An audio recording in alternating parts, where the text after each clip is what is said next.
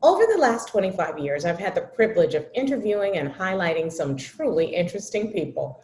Everyone who is anyone, both the famous and the infamous, from presidents and their first ladies to kings and queens, movie stars and pop stars, captains of industry, heads of state, sports personalities, innovative entrepreneurs, and some pretty fascinating everyday people.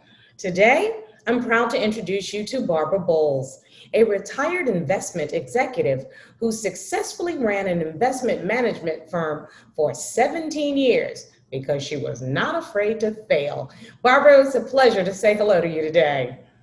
Hello, Star. How are you? I am well, thank you so very much. This is not my area of expertise, so I want you to educate me. Let's start off with the basics. Can you talk us through how your career started and how it evolved? Well, I was very fortunate to have graduated from a small African American college called Fisk University in Nashville, Tennessee. I know And it well. thank you. It's a school that I love. They allowed me to visit with a bank in Chicago, and it wasn't banking that I wanted to do, but I did want to go to graduate school. And this particular institution, which is now J.P. Morgan Chase, invited me to join, pay my way through business school at University of Chicago, and taught me the basics of business. I was a liberal arts graduate. At the time of my graduation, I ended up in the trust department of the bank. And I wanted to be in the investment area, and I was lucky enough to get there. And what I did initially was research. I trained new analysts coming in, and I had a small portfolio that they allowed me to manage for their large clients. And that was the beginning of my love of the investment field. My field was of particular interest was equities. So, what interests you the most about investments and especially equities? Well, it was a new field for me. I'd actually never heard of it. And I knew about stocks, but I did not know that you could actually invest in stocks. It wasn't like gambling, which is what I had heard it was. It was a way to make money in a risky way, but it was a risk that you could control with a balanced portfolio. So there was a lot to learn. Business school taught me a lot, but working by doing was the thing that I think I love the most. So, Barbara, now that you've retired, do you still hold any positions that keep you involved in the field that you clearly love for almost 2 decades? Well, I'm still involved in some way because obviously when I sat on boards of corporate America, they all had investments. And we all had to weigh in once or twice a year on how those investments were doing and critiquing the investors that we gave our money to. But more personally, I also invest and I share my thinking with my friends, and I wish them the best when they invest. I think they've been pleased with actually growing their own portfolios and at least having someone to talk to knowledgeable, with knowledge about the industry. You know, So Barbara, yes, that. I'm sorry, Barbara, I'm going to ask you a question that you may not have anticipated, but you just piqued my interest about something. You just talked about your membership on corporate boards. I would imagine that someone with your business background and knowledge of investments would be very attractive to a public board because of the fiduciary responsibilities and fiscal responsibilities that a board has. I absolutely agree. And it was something that I became very aware of as a new investor for the bank. And I always said to some of my clients, someday I'd like to sit on a corporate board because I was visiting CEOs of companies as the researcher on their companies.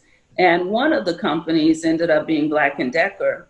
I had worked with the guy who headed up the company. And when I left banking and started my own company, he invited me to join that board in 1993. And once I joined that board, I was allowed and able to join others. So all in all, I served on 5 corporate boards.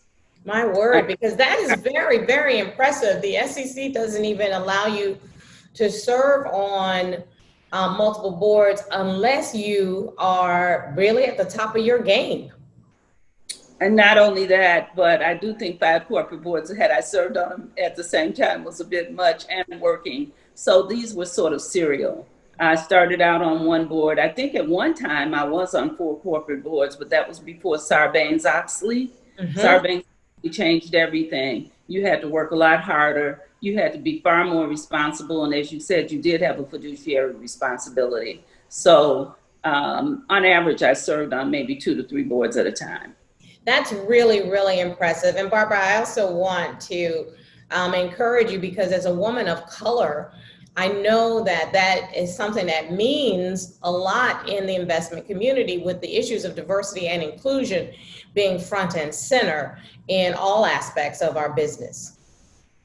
I agree. And one of the things that I wanted to do while I was serving on a corporate board was to bring others of color in. And so it's very important if you are sitting on a board to serve on non-gov, nominating and government committee, or in my case, I was fortunate enough to be lead director on one of my boards. And I actually was responsible for replacing myself this year on that board with Okay. another woman of color. Well, that's wonderful.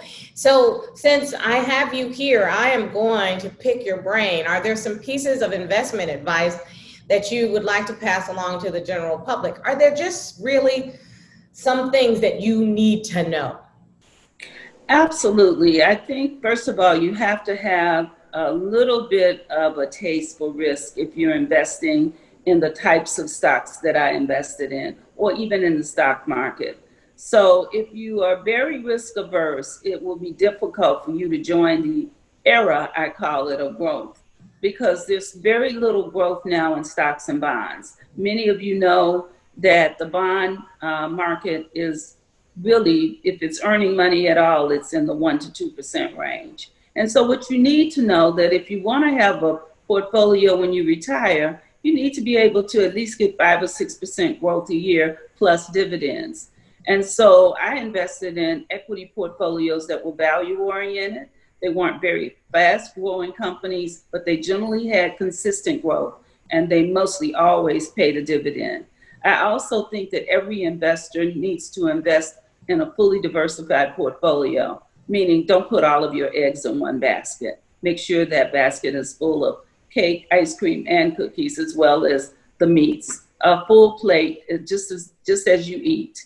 Finally, I would think that you would do this for all of your life. You can't just invest in one period and when the market goes down, take your money out and not invest, because then you tend not to put it back in at the right time. Just stay invested if at all possible.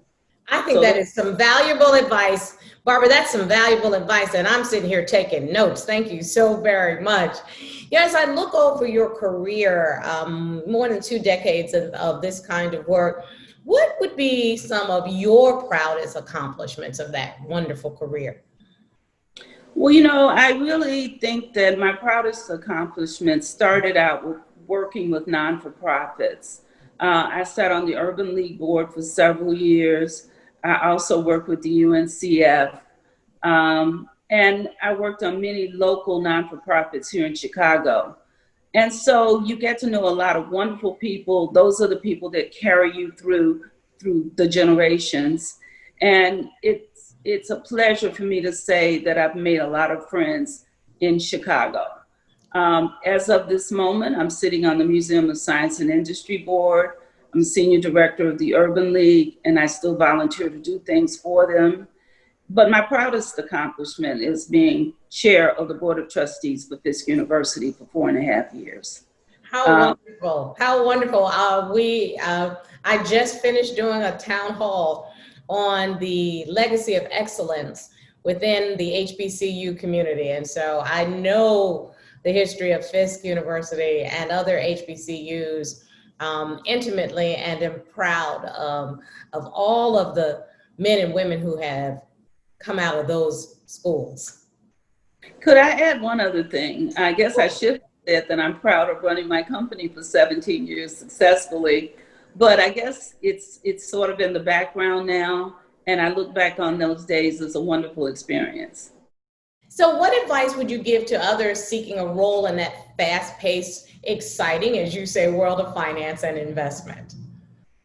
Well, I talk to young people all the time about this. You'd be surprised how many youngsters are interested in the investment world, which was a world, as I said, I knew nothing about when I graduated from college.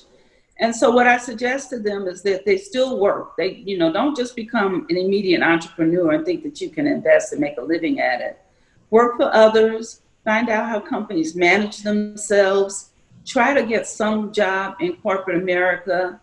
The types of jobs that fit very well with the investment field are banking, accounting, insurance, working for companies that have pension funds or colleges that have endowments.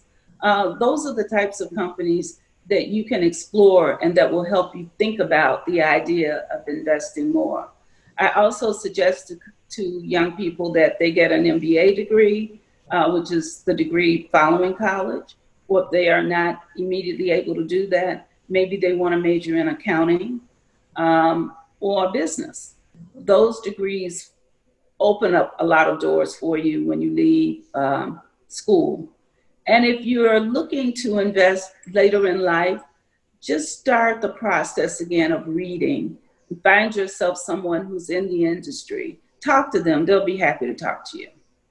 I think that's such great advice, and I really hope that the viewer of this interview has their notepad in front of them with a pen, because I certainly have been taking notes.